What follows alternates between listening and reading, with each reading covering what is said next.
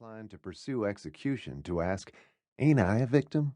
Just as Sojourner Truth famously asked, "Ain't I a woman?" Sadly, in many cases, the state's answer to this question has been no. In fact, the state often assumes that it is inconceivable to be a victim of horrific violence and not want to see the killer killed.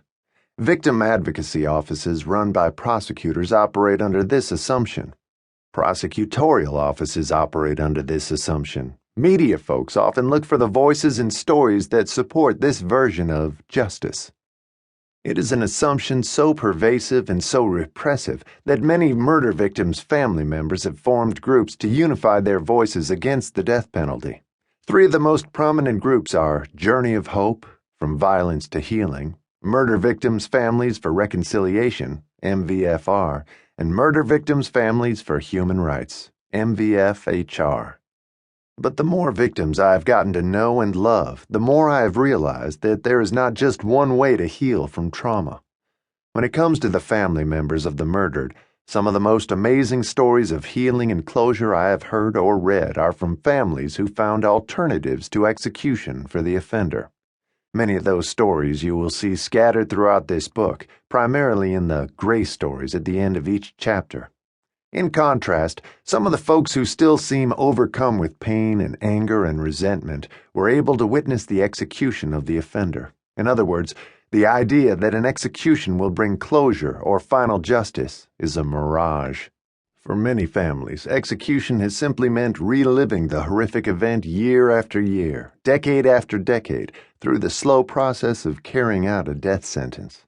Without a doubt, some of the strongest voices against the death penalty, and some of the most credible voices, are the victims of violent crimes who know that there are better forms of justice than execution. But there is a reason we don't hear as many victims speak out against execution on the news and in the headlines as we do victims who support it. And it's not because execution-opposing victims aren't out there. Rather, it's because those victims are actively discouraged from expressing their views.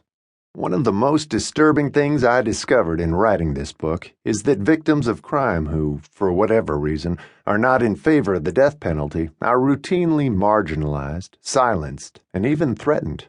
When victims are for execution, they are given a media platform, massive assistance from the government and from victim assistance programs, and even compensation for participating in public events in support of capital punishment.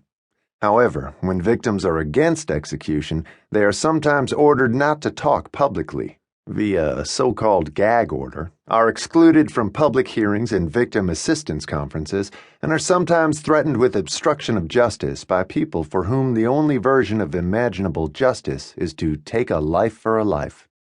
There's the fascinating case of Bob Autoby, whose son was a prison guard killed by one of the men in the prison.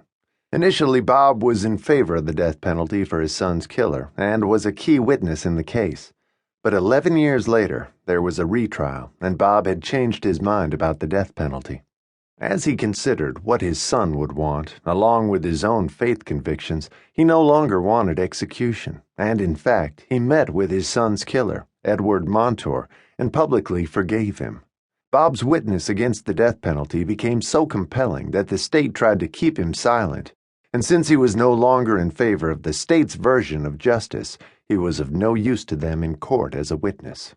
Something is wrong with the system that rewards victims when they are for execution, but punishes them when they are against it. As you survey the various responses of victims outlined in this book, you will discover that many of those who have healed best have not sought the death penalty, but have instead found closure in forgiveness and restorative justice, or even in life in prison for the killer. You'll meet some of these victims soon. Silencing the victims. Even those in favor of capital punishment can agree, I hope, that silencing a victim of violence because we disagree with him or her is not right.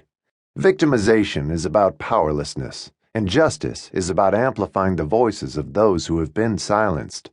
Healing requires being able to process, to grieve, to make choices freely, and to feel acknowledged in that journey.